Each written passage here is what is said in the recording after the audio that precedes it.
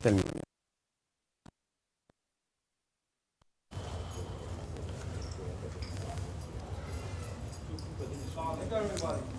Wa alaikum salam. Ali.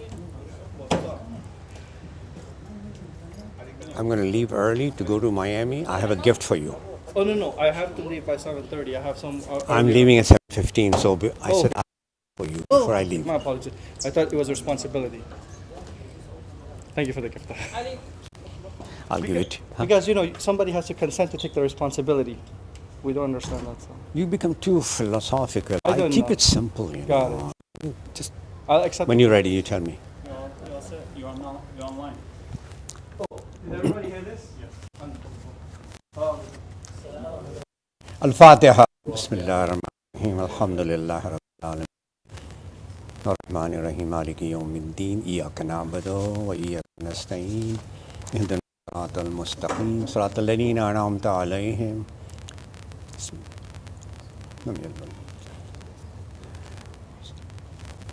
أعوذ بالله السميع العليم من الشيطان اللعين الرجيم بسم الله الرحمن الرحيم الحمد لله رب العالمين وصلى الله على محمد أهل بيت الطاهرين قال الله سبحانه وتعالى في كتابه المجيد بسم الله الرحمن الرحيم يا أيها الذين آمنوا اتقوا الله وآمنوا برسوله يؤتيكم كفلين من رحمته نورا تمشون به ويغفر لكم والله غفور حليم صدق الله العلي العظيم. It's a very noble occasion. We must rise up to this occasion. This is not an ordinary occasion. Anytime, especially talking about Abul Qasim Muhammad, that means you have to have full attention. You absorb everything about his life. Every minutest detail you can learn is going to help you in Akhirah. We catch up to the bigger things, we leave the smaller things. These assemblies are extremely important to understand our affiliation to Islam. Our connection to Islam is through what? Muhammad. He is our connection to our Akhirah. What I read just now for you, this is Surah Nur. It says, "O you who believe," he's addressing all of us, and those who are listening online, those who you believe, men, women, those who you believe, those who you believe, fear. The first thing you need is taqwa. Okay? It says, Ya alladhina amanu taqullah. Taqwa means, somebody asked, one of the students asked his teacher, Salat ala Muhammad ala Muhammad.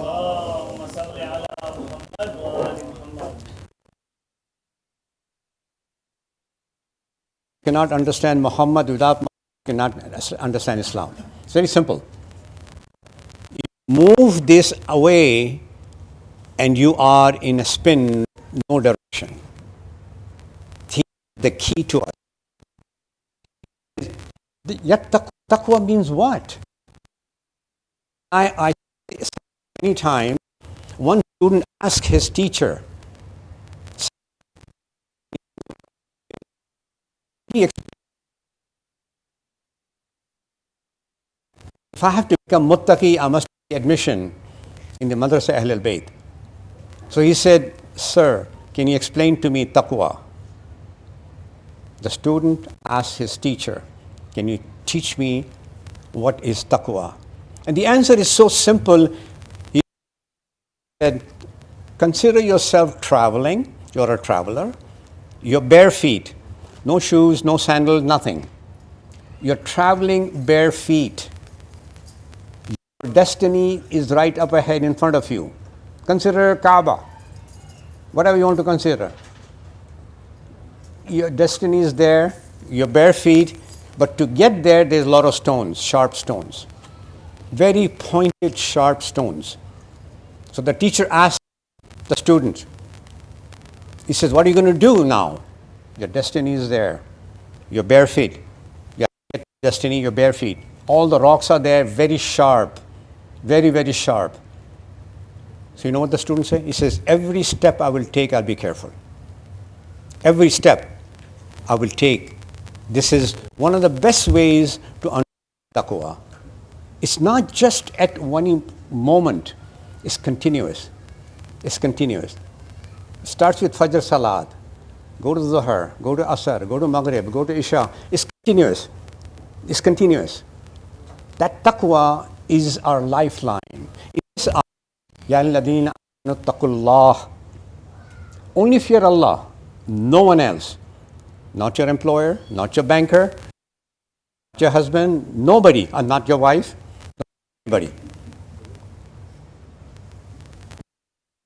Anybody. Only Allah. Fear Allah. Fear Allah. What will happen is, وَآمَنُوا بِرَسُولِهِ, but the condition, you have to believe in my Rasul. Taqwa without Rasulullah is zero, is negative. We must understand the life and so what will happen? Allah said, I'll give you twice, kiflain. Yutikum kiflain min rahmat. Give you two, not one. Greedy. When somebody gives you one good, can I have another one? I have two hands. Allah said, take with both hands if you want. Take. But there are no takers. This is Allah is saying, my rahmah is so much. It's surrounding you. These two hands are not enough. Take any which way you can.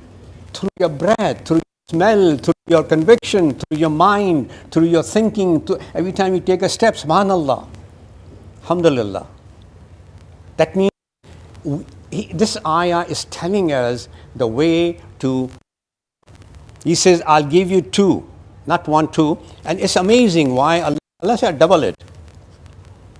And I'll give you two more things. I'll give you min rahmatihi waj'al lakum nur. Abu Noor is here, sitting there. You're very lucky you have a daughter named Noor. Of course I'm talking to you. Who else is here? You are Abu Noor, aren't you? So, Noor, human is different. Noor in Allah's book is different. Noor that enlightens us.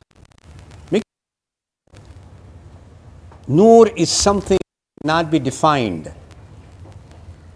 And when the explanation of Noor was given by a scholar, he says, in its nature, Noor is very apparent. Like sun. Sun is apparent. Sun doesn't need anything else.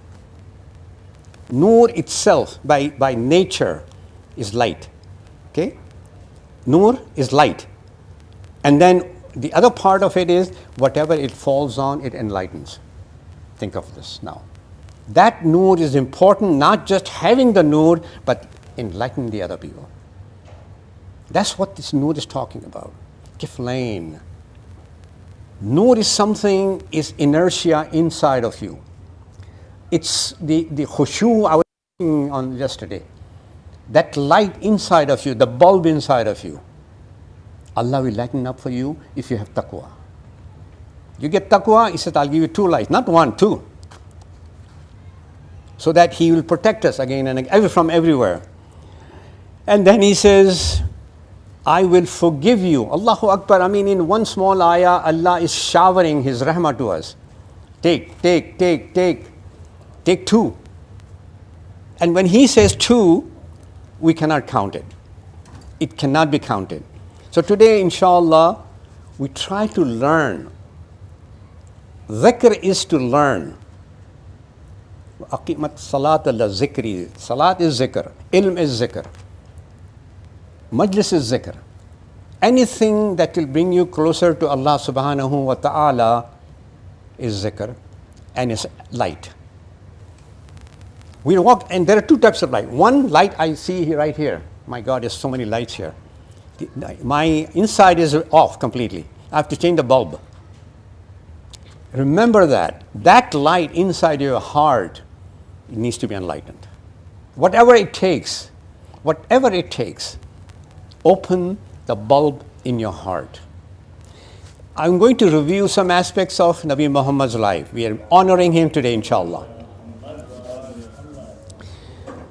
And these are the stories that are lessons for us, all of us.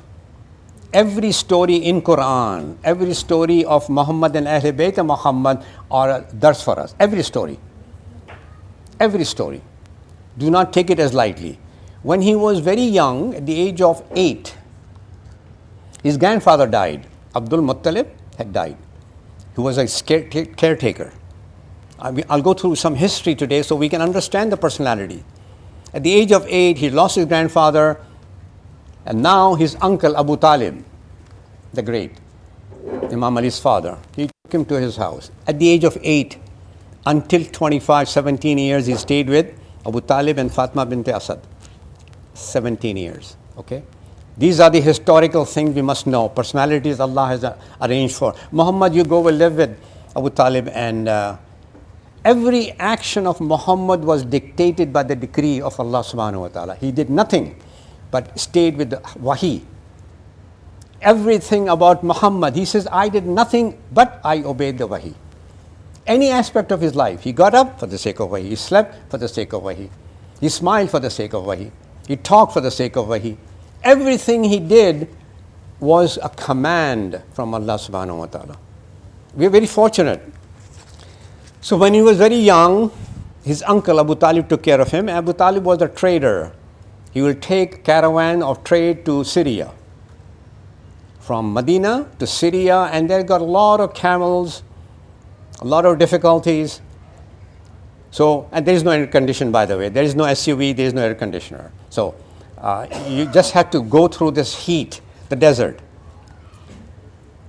On one of these occasions, Abu Talib was going on a trade mission, and he wanted to say, Muhammad, you stay here. I want you to be safe. It's very tough.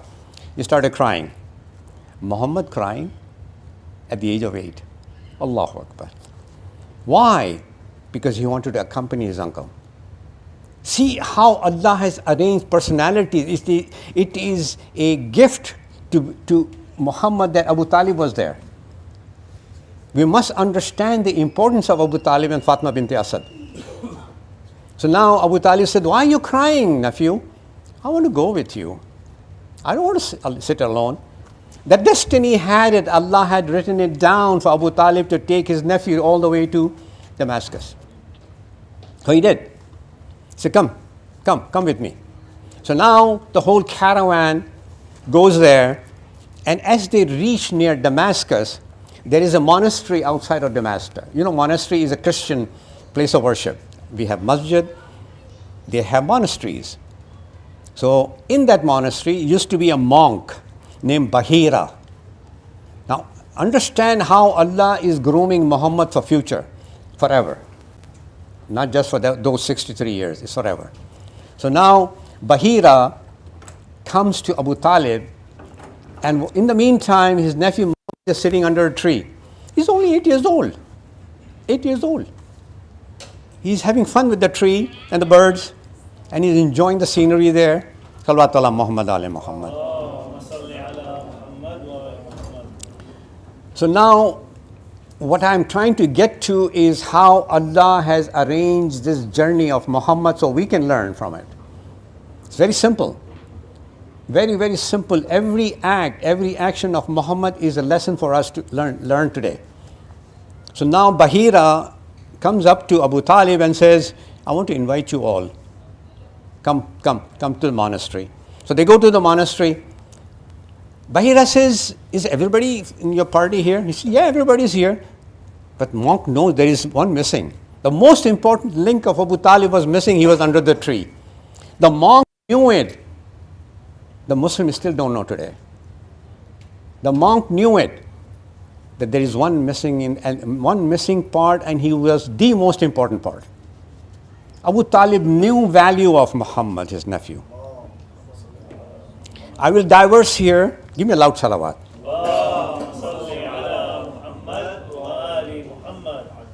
I diverse. Give you a story. Before Nabi Muhammad declared his prophethood, he was not 40 yet, there was a drought in Medina. You know, Medina is a very dry place, very, no rain. And the little rain that doesn't come, it still makes it very difficult. So people of Quraysh went to Abu Talib. He was the head of Quraysh. So they told him that, look, head of Quraysh, why don't you pray for rain? Pray for rain, and it's allowed. Pray for rain, and we want you to do it. He said, okay, meet me at Kaaba. When he goes to Kaaba, he's holding somebody's hand, very young, holding his hand all the way to Kaaba. And they expected Abu Talib to do something. He's bringing a young boy there with him. So now they said, okay, Abu Talib, go. So he looks at this. Really, I tell you, all of you should go to the dua that Abu Talib did for getting the rain. The very beginning, I'll touch you. He says, Ya Rab, by the face of this Muhammad, give the rain. The noor of Muhammad was recognized by Abu Talib. He says, by the face of my nephew. Just look at the face of my nephew. And this is Iman Abu Talib. You know what happened? Thunderstorm came down. The value. So now Bahira says, bring this boy also. There's a dialogue.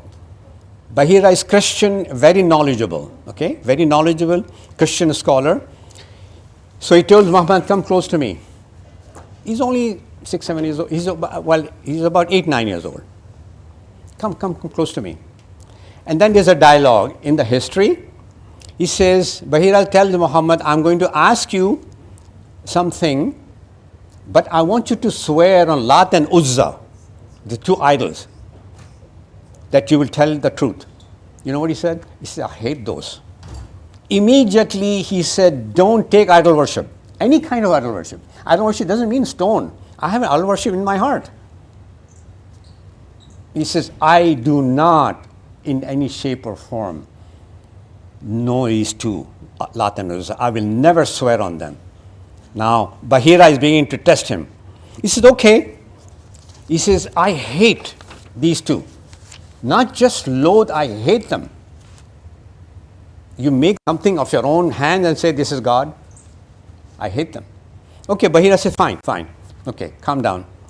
I'm going to swear by one and only one Rabb, Allah subhanahu wa ta'ala.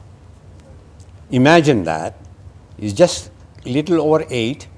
He is pointing to where? Ahad. He says, I only believe in one God, who's Allah. And then he says, I all of you pay attention, I have to learn this. This is Muhammad telling Bahira, I always speak truly. Do I? Maybe not. Because I don't know the full truth. If I don't know the full truth, how can I speak the truth? That means Muhammad is truth, al-haq.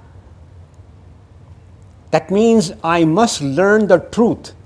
If I learn the truth, I can speak truly. I don't know many things and I'll guess. In deen, don't do guess. Don't do qiyas.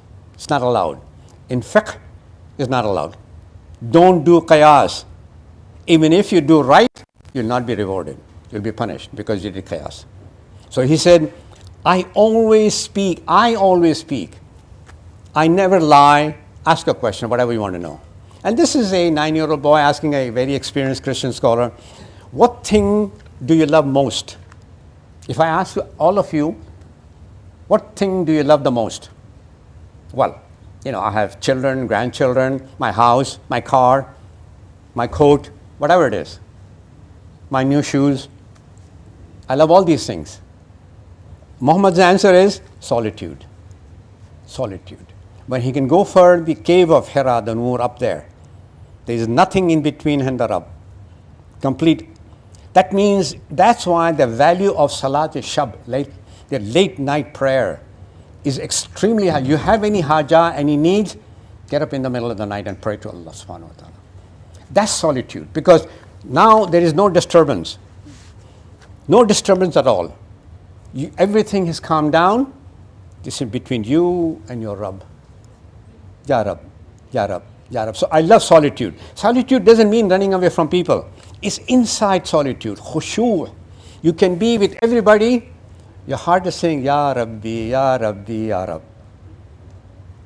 Ya Ilahi, Ya Rabbi, Ya Ilahi, Ya Rabbi. What does it take?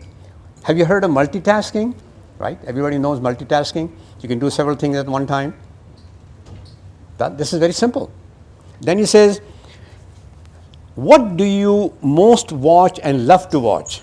Again, the same question to all of you. What do you most watch and love to watch? Anybody? Any other sisters? Come on. Somebody tell me, what do you love? Oh, I'm looking at my daughter, looking at my son, looking at my jewelry, looking at my hair, looking at my new car. But this is a human thing. And this is Muhammad was asked, what do you most watch and love to watch? You know, I love a lot of program on TV. You ask me a program, I'll give you. But you ask me a question about Islam, I'm blank. Let me think. This is a tricky question. In Islam, what do you love the most? This is his answer. This is in history. The sky and stars the sky and the stars within it. This tells you, and this is where Allah is saying, look at my magnificent. الَّذِينَ يَتَفَكَّرُونَ فِي خَلْقِ السَّمَاوَاتِ وَالْأَرْضِ. Look up the sky. Do fikr. Have you ever spent a night in the desert in the night? Desert night. Have you, Shay? What's it like? I mean, see, here's an experienced man. You just there, you look at the sky and you say, my God, you're part of the sky. You almost feel you're there in the stars. Stars are with you. They come down to you, go up to them. So his answer, the sky and stars within it. Next question, Bahira. What do you think? Now that's another tricky question. Bahira came with all the, quizzical question. What do you think? If somebody were to ask me, I'm thinking about food. I'm hungry. I'm thinking about going home. I'm thinking about everything. What is Muhammad says? He says, he remained silent for a while. As soon as Bahira asked this question, Rasulullah was silent, but Bahira wanted to study him carefully. His face, his reaction, especially his forehead. Then he said, since he did not get an answer, he says, when and with what thought in mind do you sleep? Ask yourself that. Take this from here, from Muhammad. What and with what thought in mind do you sleep? I know some people are worried about divorces, lawyers, all the other garbage. That will always exist, but they occupy everything in our mind. Occupy everything in the mind. And he says, when he asked, when and with what thought in mind do you sleep? This is what he said. When as I watch the sky, I see the stars and find them in my lap. Allahu Akbar. Allahu Akbar. When I see the stars, I find them very close to me. The distance is gone completely. The distance, because the power of the Quran is to travel through time. If you read the power of the Quran, it will raise the dead, it move the mountain, and travel through time. He says, I see these stars on my lap. This is Muhammad talking at the age of 9. And myself above them. You know why? Because he went for Mi'raj. ثُمَّ دَنَا فَتَدَلَّى فَكَانَ قَابَ قَوْسَيْنِ وَأَدْنَى. He went so high. Our imagination cannot go there. 9-year-old explaining to us. Bahira, do you also dream? Does everybody dream here? Anybody? Does anybody dream? I get a lot of dreams. And such called lucid dreaming. Have you heard lucid dreaming? Lucid dreaming is an exercise that you do that when you're dreaming, it doesn't stop. You are aware you're dreaming, you want the dream to continue. It's like an exercise. You continue with the dream. It's a good thing, yeah? Okay, keep going. Keep going. So he says, do you dream? Yes, and whatever I see in dreams, I also see when I'm awake. He sees reality in his dream. His dreams are reality. I see it in reality. This is Muhammad. Then he says, what, for instance, do you dream of? After a short while, he says, he doesn't give an answer. He says, okay, you find your own answer. He wants to see between his two shoulders. He says, can you take the shirt off? I want to see between your two shoulders. He looks at it, there's a black mole. And then Bahira says, it is true. He is the awaited one. The Christian knew it. Only he hasn't even announced his messengership. He hasn't even declared. He's only 9 years old. He has to wait 30 years old before he says, okay, I'm Muhammad, I'm Rasulullah. But the Bahira, the monk, knew that he's the awaited one. How? It's a puzzle. Then he says, tell me, what is your relationship to he asked Abu Talib. Abu Talib, this boy, who is he to you in relationship? Abu Talib says, he's my son. And he really treated him like a son. If you read the history, Abu Talib, Fatima bint Asad treated Muhammad above all their children. They gave him love, affection, because Muhammad was orphan. Father was gone, mother was gone, the age of 6. So now, Bahira saying, who is this to you? He's my son. He said, no. See, what I'm trying to find amazing is history is saying this Christian monk knows about Muhammad than most of us today. Muslims, I mean. I don't mean anybody here. Don't take it as an insult. You all learned people. But majority of the people, they say, well, he was okay. One day Jibreel came and started teaching. I don't know how to read. He said, I'm getting hallucination. No, this is garbage. Absolute rubbish. There is no base to it. When you read Quran, read the actual authentic history, you'll know it. Then Bahira said, no, you're not his father. His father is dead. How do you know this? My brother's son. He said, listen. Now Bahira is telling Abu Talib. He said, listen, this young man has a resplendent and marvelous life ahead of him. Allahu Akbar. I mean, there's 30 plus years to go. Bahira sees shine, nothing but light in Muhammad.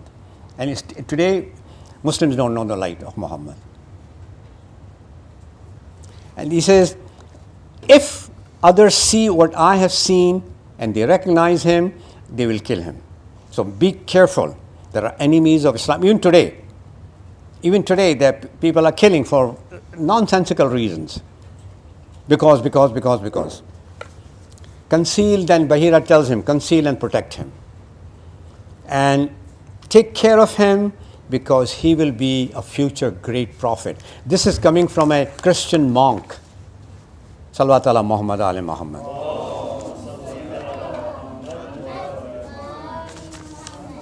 The books have been written, and I've seen so many books, thousands of pages about Rasul's character, Rasul's moral, his ethics, his akhlaq, his adab, everything about him is recorded in the history.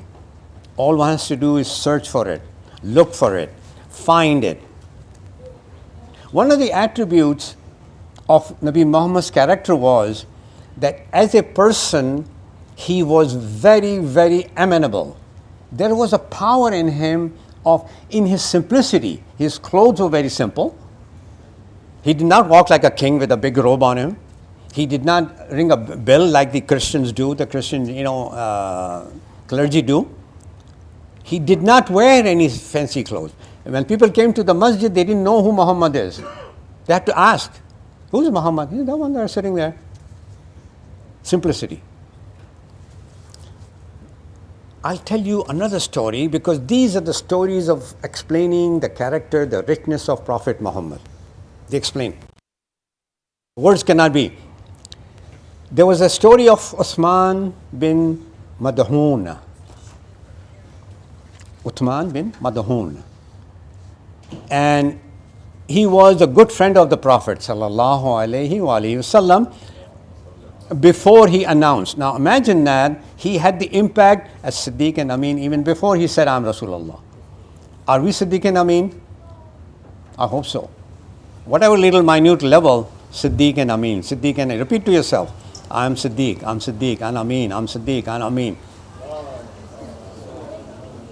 So, the Prophet comes up to Uthman bin Madhun, and there is a very good relationship they develop. And so now Uthman is narrating his relationship with Rasulullah. We can build on this, all of us can. Salawat ala Muhammad ali Muhammad.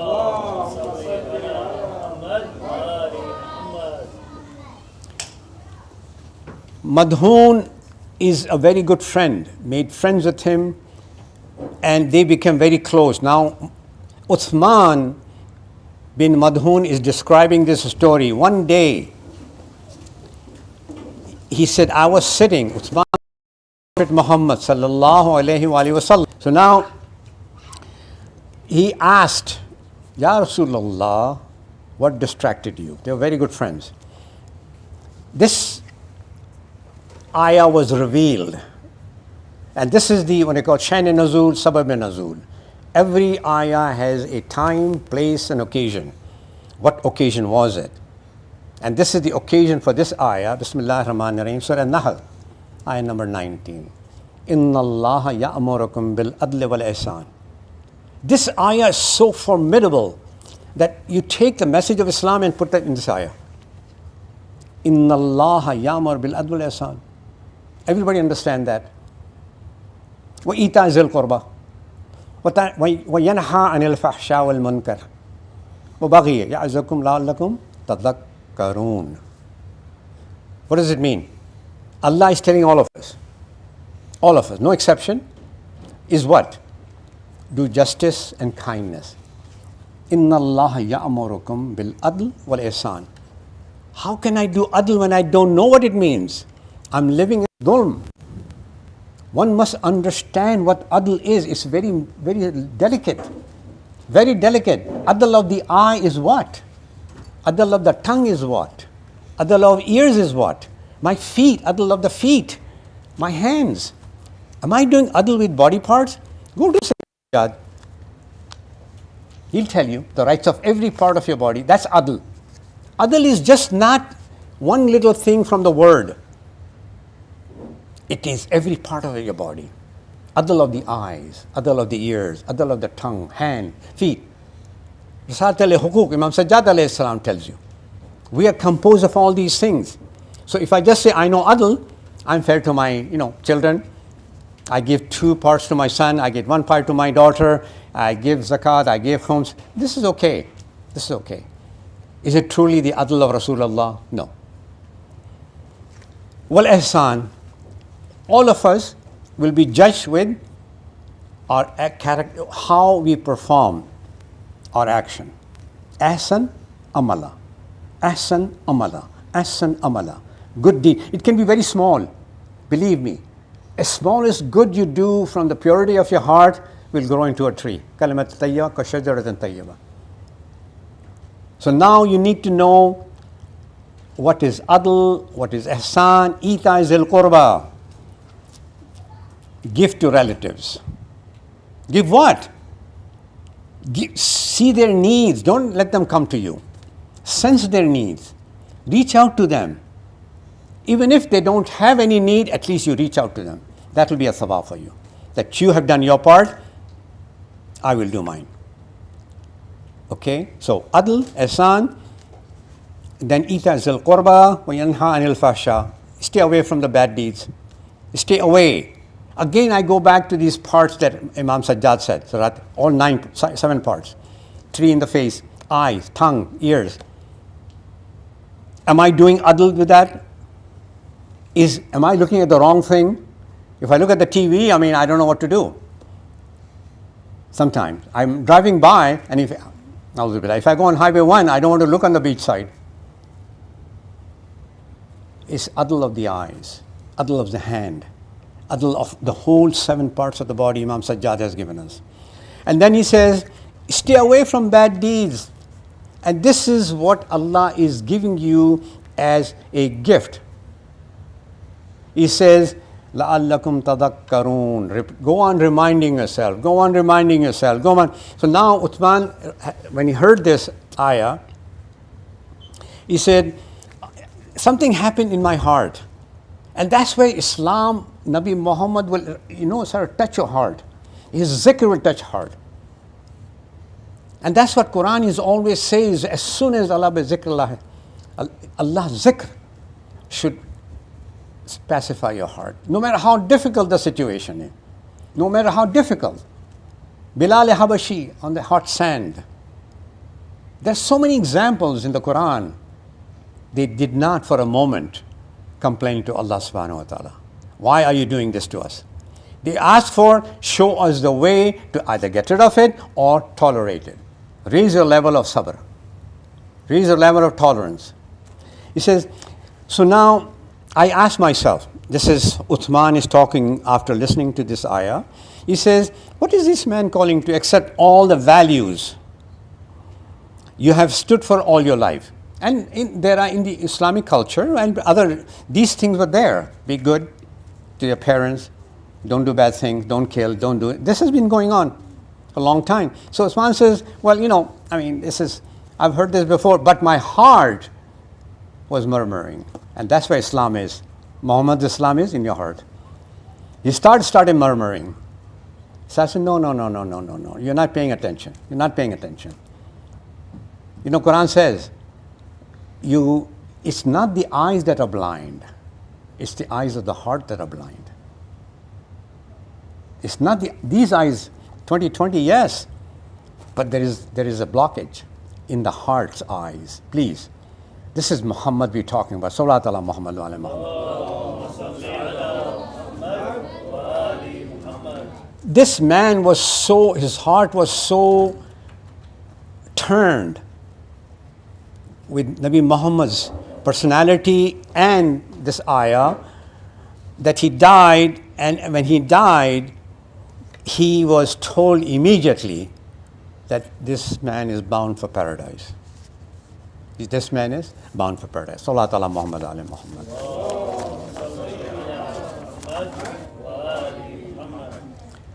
Just a few more minutes. I urge all of you, please.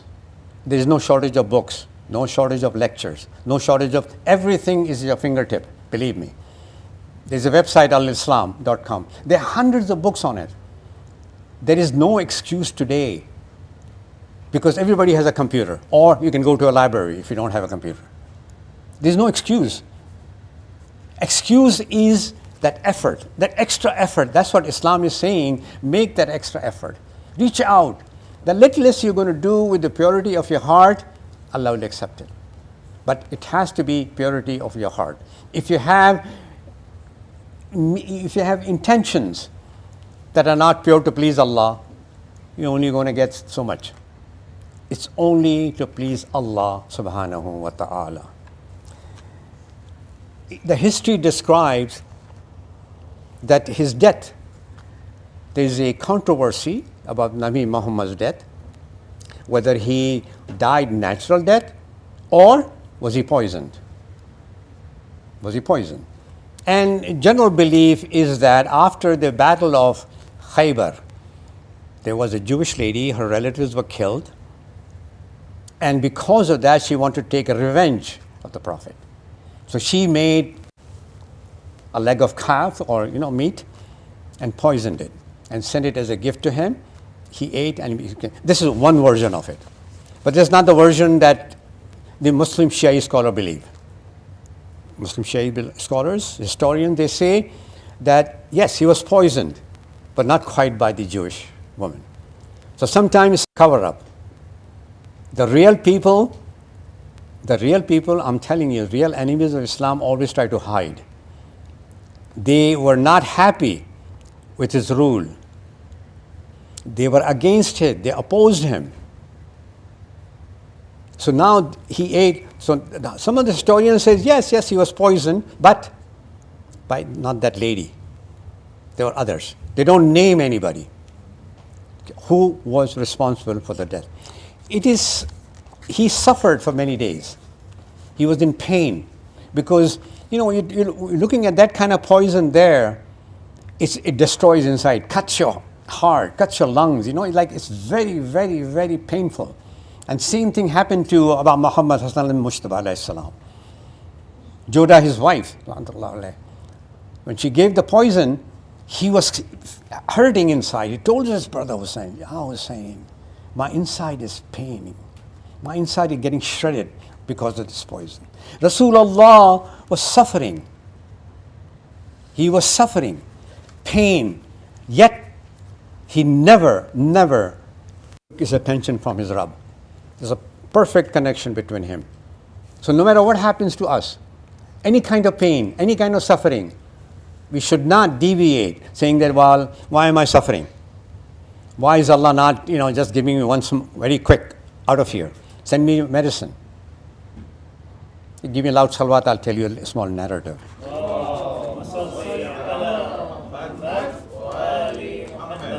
There was a lady in the time of sixth Imam, Ja'far as-Sadiq, alayhi salatu wassalam. She was not well, she was sick. She was suffering in pain. So she went to many doctors and they say, well, there is no solution except one. What is that solution? He says, you have to take some liquor. It will cut the poison, what you have inside. But you have to drink this liquor, made of, base is made of liquor. And today we don't even know what medicine has liquor in there. Believe me, everything you take, make sure you check the contents, alcohol contents. So now she was told the only way you can be cured by this medicine that contains alcohol or she will die. She goes to Imam Sadiq alayhi salam and says, Yabna Rasulullah, I'm your follower, what shall I do? He says, what did you decide to do? The first is, what do you decide to do? I don't feel good, dear Ibn Rasulullah. I don't want to take this thing that contains liquor, even if my life will be saved. Allahu Akbar. This is Momina, true Momina. I don't want to take this. I know if I don't take this, I'll die. And this is what he said. The Imam said, this is exactly what I'll recommend to you, because maut is not a bad event. Maut is a relief for a mu'min and mu'minah. The time of test is finished. Now whatever you want, you're going to get it. You want your daughter, you get it. You want your son, you get it. You want palace, you get it. But you have to pass this test. So Imam Sadiq told her that we will not take that, even to avoid death. That's my recommendation. She followed. She said, Jabna Rasulullah. And we are all followers of first and the last. Everyone is Hakim. Everyone gives us such things that we can make ourselves a role model within ourselves. At the end of all, two personalities suffered the most. Rasul's death. His daughter. Allahu Akbar. She loved him. The love between this father and daughter was so immense. You cannot describe it. The immense love. I mean, such love that every father should inspire to his daughter the love, the kind they had. So much so that he called Fatima to Zahra Abiha. This is a very, very high title. You take care of me like my mother would. You take care of me like my mother would. This is Fatima to Zahra. She was heartbroken. And then one small instant, everybody's gathered around Rasulullah. He calls Fatima to Zahra. She's crying for the most beloved personality in her life, most. So he calls her and he's on the bed. He's sick. She puts her ear to his mouth. She starts to cry. Then he calls her again. He whispers something in her ear. She smiles. Just those two events. So now all the wives want to know, because the voice of Rasulullah was only for his daughter. Nobody can hear. So they asked, Fatima Zahra, what went on between these two noble personalities. Your father was talking, you were listening, there is no third. In the first instant, my father told me, Fatima, I'm going to leave this world soon. I started to cry.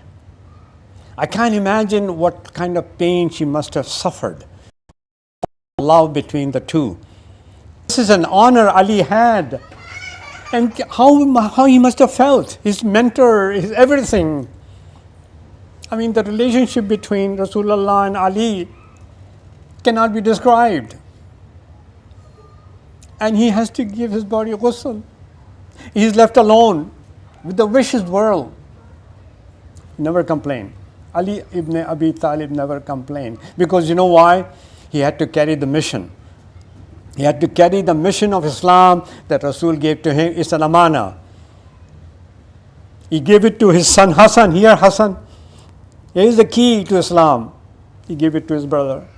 And then 9 imams. One is still here among us.